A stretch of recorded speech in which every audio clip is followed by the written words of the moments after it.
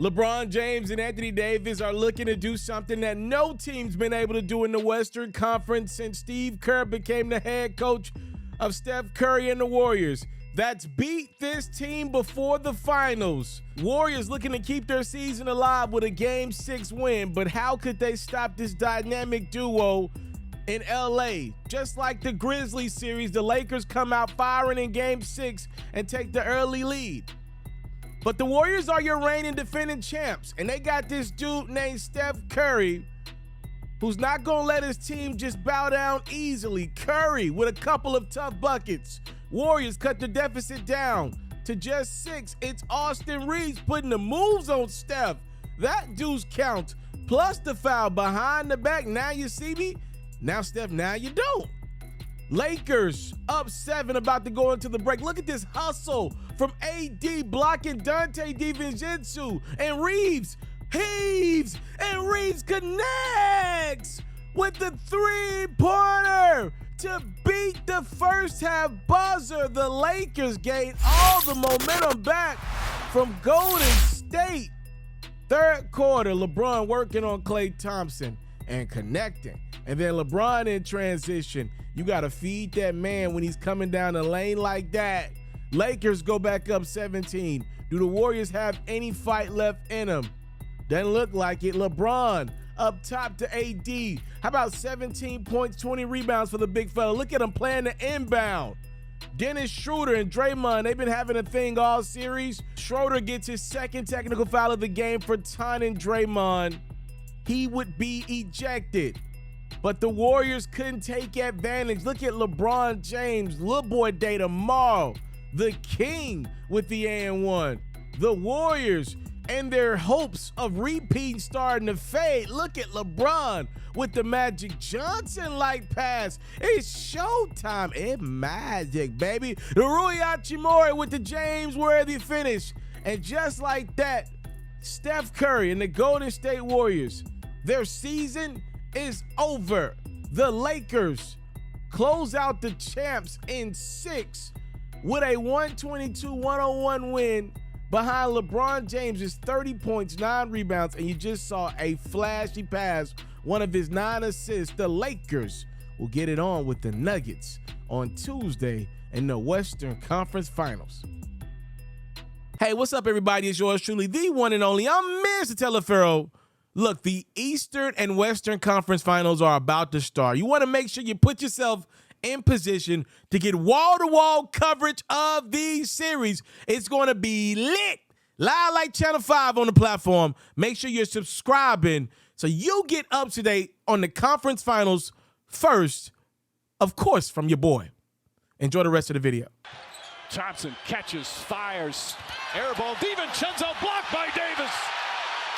Final seconds, Reaves. It'll count if it goes.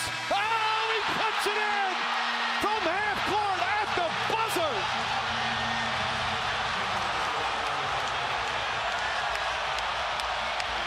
Golden State finally knows the answer to the biggest question that they've had all season. Could they get it together on the road and make a postseason run to try to repeat? Obviously, that answer was no.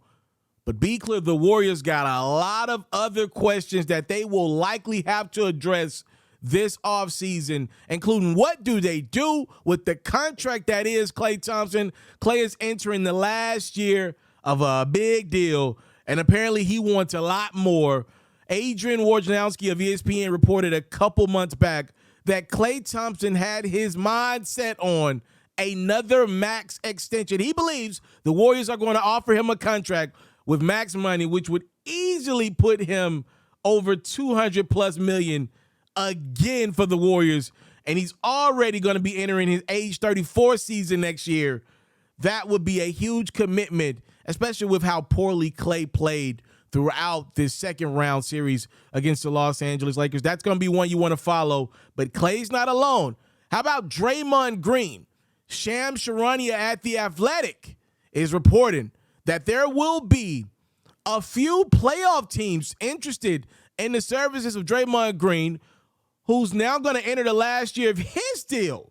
He's got a player option, though, for next year, which might be a big piece to the puzzle as many of you know, Draymond plays very hard, a very physical brand of basketball.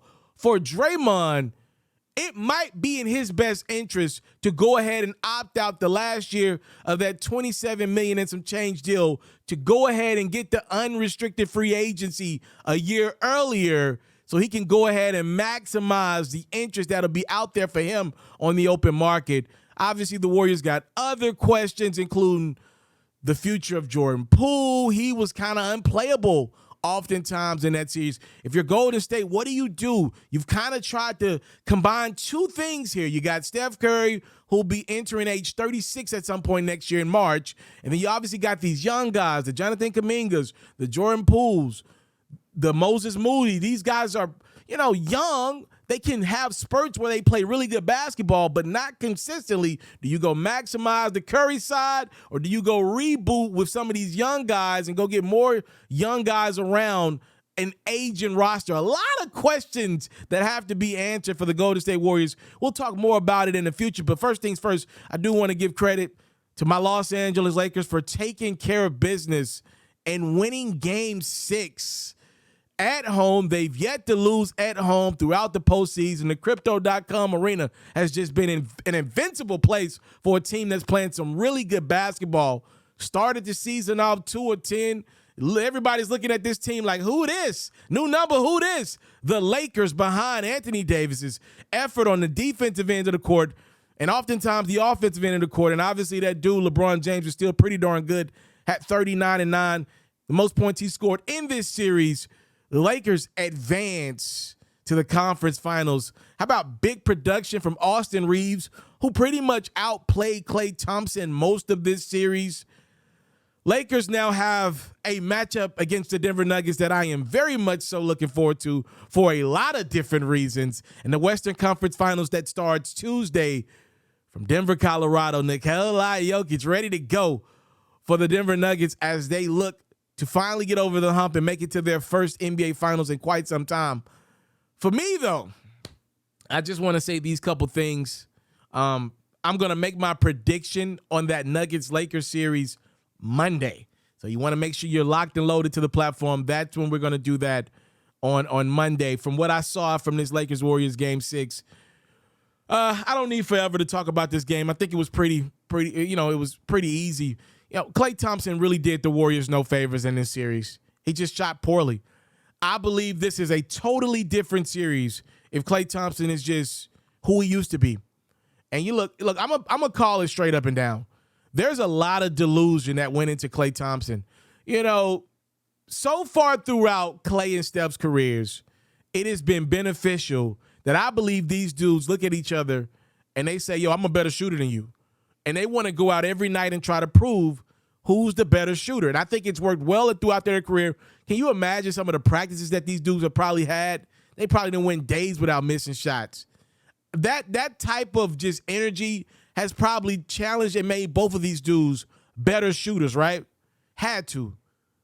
But now we're at the point now where it's not close. Klay is nowhere near the level of Steph Curry, just playing the game of basketball. Obviously, I hate that injuries took it from Klay. The ACL injury and obviously the Achilles injury. But we're here. We are what we are. And unfortunately for Klay Thompson, he's just not anywhere near the clip of basketball that Steph is playing. But in his mind, he still believes that. And it's that type of delusion that really hurt this Warriors team. Look, Steve Kerr, you got to give him credit. He rolled with his guys, but maybe just a game too long. The Warriors would have really benefited from taking Klay out of this series in favor of Dante DiVincenzo. It wasn't like Klay was locking up anybody. Now, he was making Austin Reaves work at the beginning of this series, but it feels like Austin caught his second win towards the end of this series, and he was ready to run around with Klay. And obviously, if you're Austin, because Klay was so off, like Klay was just missing a lot of open looks. By the way, I'm not chasing you as fast as I was at the beginning of this series if I know I'm running to a brick. That's the thing. Austin didn't have to run as fast to Klay like he was at the beginning of this series because Klay was bricking a lot. Just let him shoot. It ended up starting to become kind of like turnovers for the Warriors when Klay Thompson shot the basketball. We've never in our lives said that about a shooter as great as Klay Thompson. He pretty much turned into who he was last year right? The Warriors were able to win a championship in spite of Klay oftentimes last postseason. This year, Klay actually had a really good bounce-back year. Klay had a 50-point game. Steph missed time. Klay was able to step up and at least look like the guy offensively. But this postseason, he turned right back into the Klay Thompson the last postseason. He was bad. More times than not, he was really bad. And I just didn't expect that. I thought he would be a matchup nightmare for my Lakers. Austin was able to save some of that energy on defense and make some big buckets for the Lakers offensively. He was a big piece of the puzzle. Obviously, like I said, LeBron and AD were the biggest pieces to the puzzle. Let's be clear and respectful to just that. And now if you look at the Lakers, a team that's playing some phenomenal home basketball, they've been able to go in Memphis and win game one, San Francisco and win game one, and now they're going to need to do the same thing against the Denver Nuggets, who are a different animal. I mean, these dudes about 1 through 8.5, they have a real lineup. Again, we're going to talk about that more in the upcoming days, but we want to give the Warriors their just due. They won a championship. We want to be respectful. I saw after the game, Steve Kerr even made the comments like, "Yo, this wasn't a championship team. We just couldn't put it together. We were one of the worst road teams." I hate when coaches admit that after they lose, because like the whole year you've been trying to instill confidence in your team. Now all of a sudden you lose all the confidence in your team when your team loses.